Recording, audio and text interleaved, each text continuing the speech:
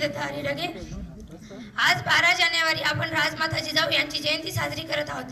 राजमाता जिजाऊ यांचा जन्म 12 जानेवारी 1598 रोजी बुलढाणा जिल्ह्यातील सिंदखेड राजा येथे झाला।